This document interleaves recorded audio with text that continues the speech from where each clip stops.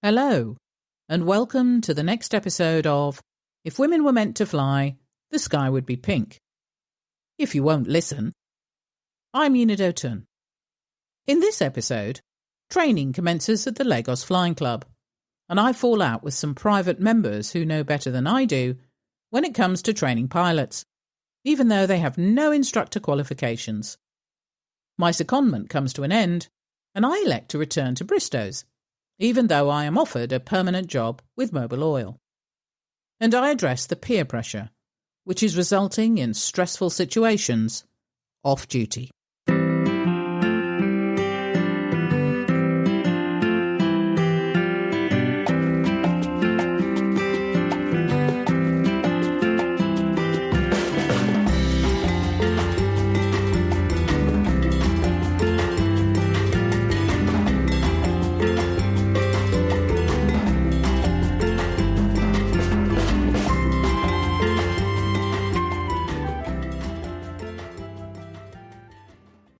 Never in my wildest dreams did I ever think I would get to do what I did.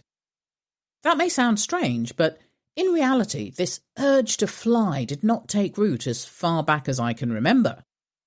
I liked planes when I was younger and loved going to the airport to see my favourite BOAC VC-10s, even enjoyed the thought of flying on them. But when it came to actually flying on them, I was petrified. Turbulence upset me. The turns upset me, and the takeoffs upset me. All the things that later I would love. There's a lesson in there somewhere. So, years later, as I strived to become the best pilot that I could, there were many times when I thought I was not good enough. I struggled through the courses and endured plenty of inane insults from men who couldn't cope with my existence. So, the fact that I was standing at the door of my office at the Lagos Flying Club as the chief flying instructor, and that I was a fully qualified commercial pilot with some experience under my belt, gave me the warmest glow I could ever imagine. Of course, it could also have been the fact that the generator was not working that morning and I was having a hot flush. Whichever it was, I was waiting for the arrival of my students and looking forward to imparting the knowledge that would hopefully make them the best pilots that they could be. I wasn't under any illusions that any of this would be plain sailing, pardon the pun. But I did hope that they would enjoy the experience, and that one day we would have a continuous crop of young pilots, well-trained and anxious to advance African aviation. I sauntered out to the aircraft parked on the grass to give them all a pre-flight inspection. I wanted to be sure that both our trainers were ready for the day's flying, and, of course, free of our local Nesting Birds home aircraft vent building project. Oil checked, fuel sampled and tyres kicked, I decided to do a quick inspection of the runway.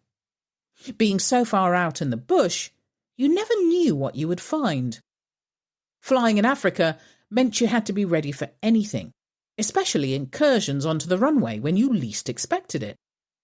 More than once, I had experienced what I called the cow incursion, which was when a herd of cows strayed from their grazing fields, usually located next to the runway, and decided the grass was greener over the other side.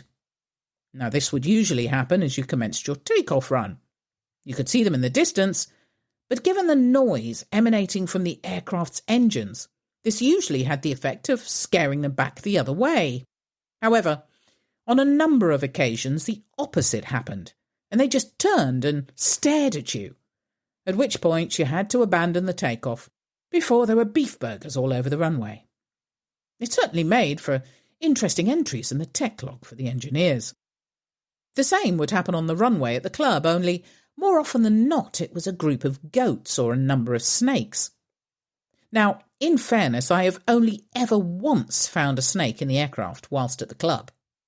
There was no doubt about it, as I ended up several miles away, still screaming, "Snake!" for the next several hours. Along with my scheduled students, I also had the pleasure of welcoming some private pilots who were eager to get flying again.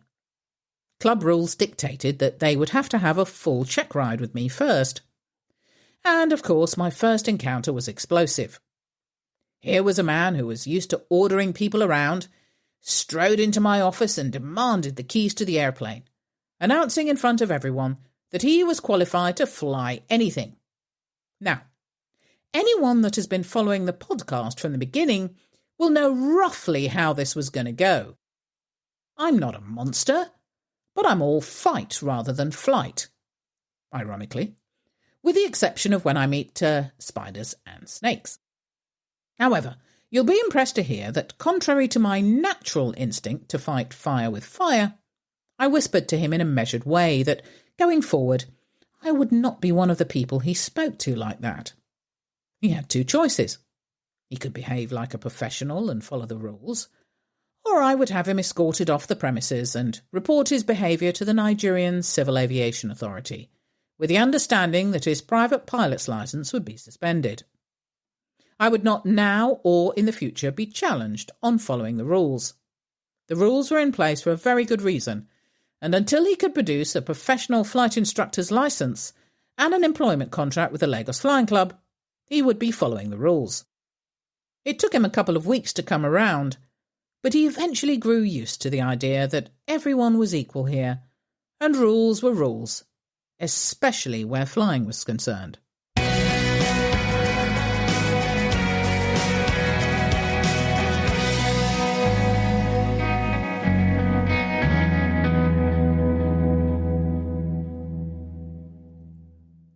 My secondment was coming to an end, and as much as I had enjoyed it, I felt that I needed to get back to Bristow's, where I was very close to promotion to Senior First Officer. Just before I left, I was asked to see the Chief Pilot, where I was given the very welcome news that they would like to offer me a position with the company. Now, even though I turned them down, the offer was welcome because at last I felt that people were beginning to see my worth, and the confidence and satisfaction of having those options was worth its weight in gold. As my secondment ended for the time being, and I was rostered back at Bristow's, we began doing Lagos direct Port Harcourt runs during the summer season to clear a backlog of luggage and passengers. Down in Port Harcourt, it was also the season of the snake. Our parking area was a secluded patch of airport where we had our passenger lounge. The parking area was separated from it by a patch of open ground with a narrow tarmacked path running the length of it. Bush lay either side. Now, bushfires in Nigeria are ignited by farmers during the dry season in the process of land clearance. But at all other times the bush was built up. We knew that in that particular bush area there were snakes of the puff adder and carpet viper variety. Now, many people had reported seeing them slithering across the path. Luckily, no one had been bitten, which was just as well, as the nearest antidote was about 45 minutes away, which was of no help if you did get bitten. There were a number of times that I didn't feel comfortable walking on the path when the bush was built up, and, of course, the hapless dispatcher had to run the gauntlet and bring all the paperwork out to us. Snakes were way out of my comfort zone, and the only time I did see a viper slither down the path was late one evening as we arrived for a night stop. Instead of freezing and standing still so as not to draw attention to myself, I dropped everything and ran screaming back to the aircraft. I think the captain I was with remarked some time later that it was the only time he had seen me lose my mind and my dignity, along with a degree of street cred. Okay, pretty much all my street cred, in the shortest period of time. I had to be flanked on all sides by staff on the walk back to the car to prevent me sleeping in the aircraft all night. Not my finest hour. It was a busy few months, and I seemed to be flying all the time. With night stops increasing down the line, I was away from home more than usual. The good thing was that I was building my flight time at a good rate, which was instrumental in my promotion to Senior First Officer, once I had logged 1,500 hours. My instructor time at the flying club was also helping. What wasn't helping was the full-on fallout of just that, not having the time to do anything else. I was determined not to take my eye off the prize of promotion and work myself even harder to achieve this. I spent more time down route in the pilot's mess, trying to keep up with my colleagues. I drank more than I should have, and felt all the worse for it. Whilst I never crossed the line with regard to the rules bottle to throttle, I began to wonder how much longer I could keep up the charade. On the one hand, I wanted to be accepted, and on the other hand, the peer pressure was intense. What I didn't realise at the time was that I didn't have to prove anything to anyone. What I did decide to do was approach my friend and colleague Chris Puddy for help. My drinking was getting out of hand. He had always been an inspiration to me and someone that I looked up to. Our next flight together was a revelation. We sat down together in downtown Port Harcourt, away from the shell camp where we usually stayed, and drank ginger ales. Chris took my concerns on board and, in doing so, revealed his own vulnerabilities. He had also found himself in that position a few years previously where it had affected his flying. He was at a crossroads in his life and was reaching more and more for alcohol to delay the decisions he knew he had to make. He was honest and straightforward about the reasons he had taken this path, and he didn't sugarcoat what the consequences might be. He gave me a very simple and deep piece of advice.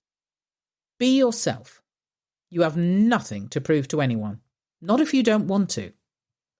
Let people see the real you. Don't become someone you're not. You'll not be able to keep up the pretense. And if you go too far, it's a long journey back. You will make mistakes. That's what life is all about. Embrace it and learn from it. In just a few short hours, with someone I greatly admired, he had shone a light on the real me. He knew that living with my childhood trauma was in some ways driving my destructive behaviour, but he was telling me that it didn't have to. I could change it if I wanted. I was responsible for my own behaviour, and as a result, I didn't have to live up to anyone's expectations. The next day, on our flight back to Lagos, I felt that a weight had been lifted off my shoulders. I had something to work towards, and although it may take time, I was strong enough to make it happen. Thank you for listening. As always, your reviews and comments are very much appreciated. Thank you to Lucy Ashby for the editing of this episode. If you'd like to ask a question or make a comment, please do so on our social media sites. We're on Instagram, Facebook and Twitter.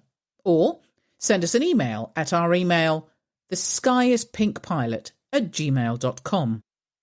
You can also visit our website, www.skyispink.co.uk.